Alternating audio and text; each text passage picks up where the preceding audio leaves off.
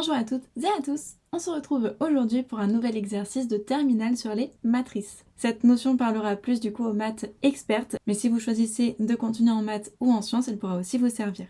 Je vous laisse donc mettre pause pour essayer de résoudre ces exercices et on corrige ensemble. C'est parti pour l'exercice 1.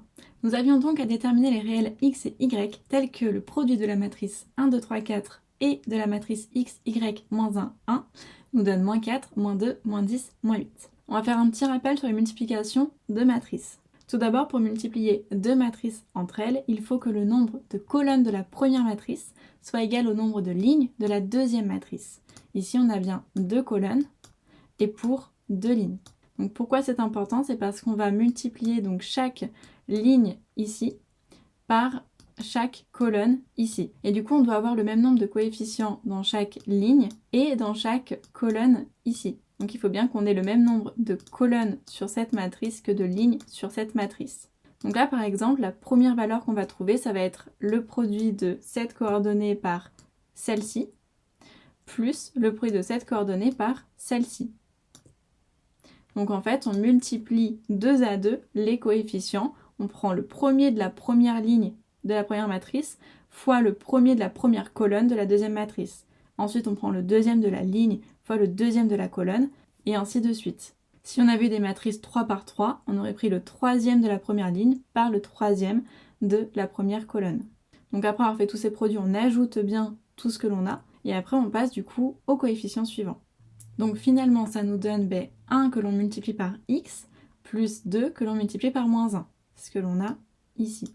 Ensuite, pour le coefficient que l'on trouve ici, on fait donc 1 fois y plus 2 fois 1. Ensuite, celui-ci, donc on fait 3 fois x plus 4 fois moins 1. Et ensuite, donc du coup, pour le dernier, on utilise la deuxième ligne et la deuxième colonne. Si jamais vous avez du mal à visualiser comme ça ce qui se passe, vous pouvez écrire les choses sous cette forme-là.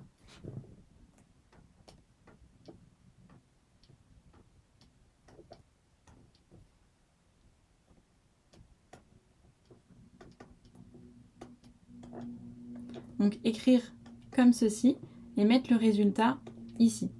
Ça va être beaucoup plus simple parce que du coup le nombre qu'il y a là en fait, il va se former avec la ligne qu'il y a ici et la colonne qu'il y a là. Ensuite le nombre qu'il y aura ici, il va se former avec la ligne qu'il y a là et la colonne qu'il y a là. Puis le nombre qu'il y a ici va se former avec la ligne qu'il y a là et la colonne qu'il y a là. Et enfin le nombre qu'il y a ici va se former avec la ligne qu'il y a là et la colonne qu'il y a là. Donc si vous voulez vous repérer, c'est peut-être plus simple pour vous sur feuille de les faire de cette manière-là. Et donc si on le refait, pour celui-ci, donc on trouve bien 1 fois x plus 2 fois moins 1. Pour celui-ci, 1 fois y plus 2 fois 1. Pour celui-ci, 3 fois x plus 4 fois moins 1. Et enfin pour celui-ci, 3 fois y plus 4 fois 1. Maintenant, on va simplifier ce que l'on a trouvé. Donc 1 fois x, x, plus 2 fois moins 1, moins 2. 1 fois y, y, plus 2 fois 1, 2. 3 fois x, 3x, plus 4 fois moins 1, moins 4. 3 fois y, 3y, plus 4 fois 1, 4.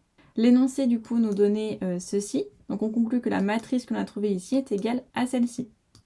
Donc maintenant on peut créer un système d'équations à 4 lignes, donc qui va reprendre en fait les 4 coefficients identiques aux deux matrices. On a donc x moins 2 qui va être égal à moins 4, y plus 2 qui va être égal à moins 2, 3x moins 4 qui est égal à moins 10, et 3y plus 4 qui est égal à moins 8. Maintenant, on va résoudre simplement ce système. Ce sont uniquement des équations d'ordre 1, donc très facile à faire. Donc on trouve finalement que x est égal à moins 4 plus 2, donc x est égal à moins 2. Ensuite, on a que y est égal à moins 2, donc en fait y est égal à moins 4. Et après, on vérifie simplement sur les deux dernières lignes si on trouve bien la même chose, et c'est bien le cas. Je passe un petit peu vite du coup sur les équations du premier degré, parce que je pense que si vous faites les matrices, c'est que ça doit être normalement acquis. Et donc finalement, les valeurs pour x et y sont moins 2 et moins 4. Voilà tout pour cet exercice. Si vous avez des questions, n'hésitez pas à les mettre en commentaire et on corrige le deuxième exercice. Donc pour le deuxième exercice, on avait la matrice A qui était une matrice carrée d'ordre 2 dont les coordonnées étaient 3, moins 6, moins 1, 2 et puis les matrices L et C de coordonnées respectives 1, moins 2 et 3, moins 1. On a donc L qui est une matrice en ligne et C qui est une matrice en colonne. On nous demande pour la première question de calculer, si possible, les matrices LA, CA, AC, AL, puis écrire ces matrices en fonction de L et C. Comme je l'ai dit tout à l'heure, pour multiplier des matrices entre elles, il faut que le nombre de colonnes de la première matrice soit égal au nombre de lignes de la deuxième matrice. Ici, du coup, on a L qui a 2 colonnes. 1, 2. Donc on peut bien multiplier L par A. A a bien 2 lignes, donc ça fonctionne. Donc L fois A, c'est possible. Ensuite, C fois A, là par contre, ce ne sera pas possible. On n'a qu'une colonne pour C, pour 2 lignes pour A. Donc ça, ce n'est pas possible. Ensuite, pour la matrice AC, là par contre, dans l'autre sens, c'est possible. On a bien 2 colonnes pour 2 lignes. Donc ça, c'est bon. Et enfin, pour la matrice AL, nous aurons 2 colonnes pour une ligne. Donc là, ce ne sera pas possible. Donc là, on peut faire un petit point sur ce que l'on observe ici. On observe que L fois A, c'est possible, et que A fois L, ce n'est pas possible. Donc on dit que les multiplications des matrices ne sont pas commutatives. Ça veut dire qu'on ne peut pas les faire dans les deux sens. On peut multiplier L fois A, mais A fois L, ce n'est pas possible. Ou alors ça peut être possible, mais ça ne donnera pas forcément le même résultat du coup. Donc les multiplications matricielles ne sont pas commutatives. On va donc commencer avec L fois A, donc 1 moins 2 fois 3 moins 6 moins 1, 2. Comme je vous l'ai indiqué précédemment, si vous préférez, vous pouvez mettre vos matrices dans cette position-là. 1 moins 2 fois 3 moins 6 moins 1, 2. Et du coup, vous savez que ici, vous devez vous occuper de cette ligne et cette colonne, et ici, de cette ligne, de cette colonne. Donc, on va donc faire 1 fois moins 3 plus 1 fois moins 1, et moins 2 fois moins 6 plus moins 2 fois 2. Ça, on peut donc le simplifier. 1 fois 3, donc ça nous donne 3, moins 2 fois moins 1, 2, 3 plus 2, 5, et après, donc on a 1 fois moins 6, moins 6, moins 2 fois 2, moins 4, donc on obtient moins 10. On nous demandait d'écrire ces matrices en fonction de L et C, donc on pourra rajouter qu'en fait, LA, c'est 5 fois L. On remarque bien effectivement qu'on a multiplié 1 moins 2 par 5 pour obtenir 5 moins 10. Donc voici pour la matrice LA. On passe à la matrice AC, donc 3 moins 6 moins 1, 2 par 3 moins 1. Donc là, on va multiplier cette première ligne par la colonne, donc 3 fois 3 plus moins 6 fois moins 1.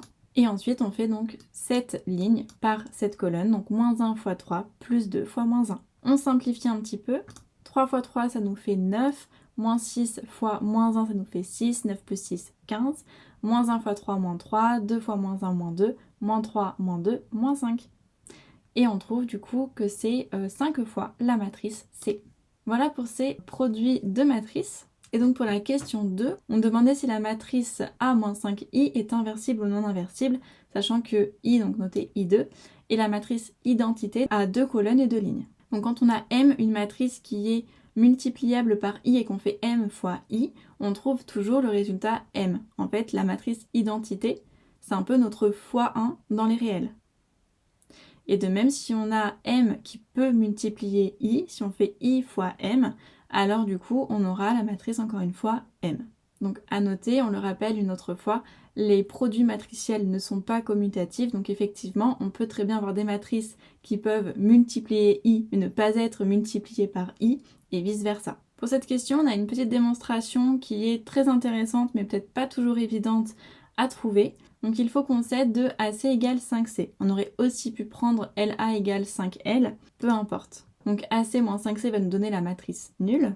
Et donc si je fais AC moins 5I2 de C, ça sera toujours égal à la matrice nulle. Effectivement, si je multiplie C par I2, j'obtiendrai toujours la matrice C. Pourquoi je fais intervenir ce I2? C'est pour en fait pouvoir ensuite factoriser par ma matrice C et retrouver du coup A moins 5I2.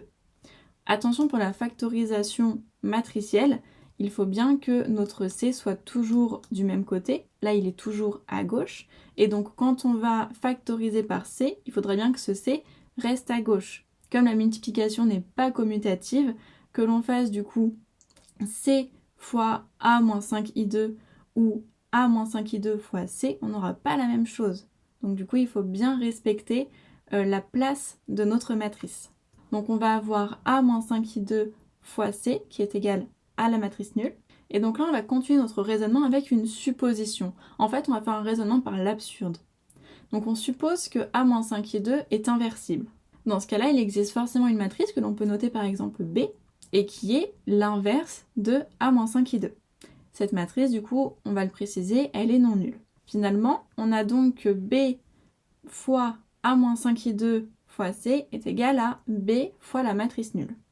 Là, je mets bien des parenthèses, donc ça, c'est le phénomène d'associativité. Donc autant les produits de matrices ne sont pas commutatifs, mais ils sont associatifs. Ça veut dire que je commence par ce produit-là, ou par B fois cette matrice-là, puis ensuite que je multiplie par C, ça ne changera pas mon résultat.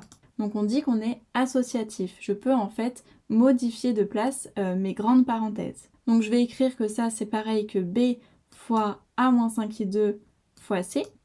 Et on vient de dire que B, c'était la matrice inverse de A-5i2. Pour rappel, l'inverse chez les matrices, c'est pareil que pour les nombres. Pour les nombres, l'inverse d'un nombre, c'est le nombre qui multiplié par le nombre de départ nous donne 1. Donc par exemple, 5 fois 1/5 nous donne bien 1. 5 et 1/5 sont inverses l'un de l'autre.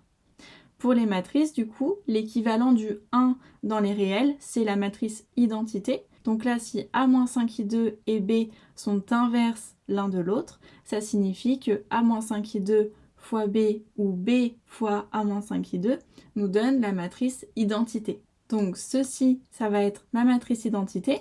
Je me retrouve avec la matrice identité fois C qui est égale à la matrice nulle. Finalement, C est égal à la matrice nulle, ce qui est complètement absurde.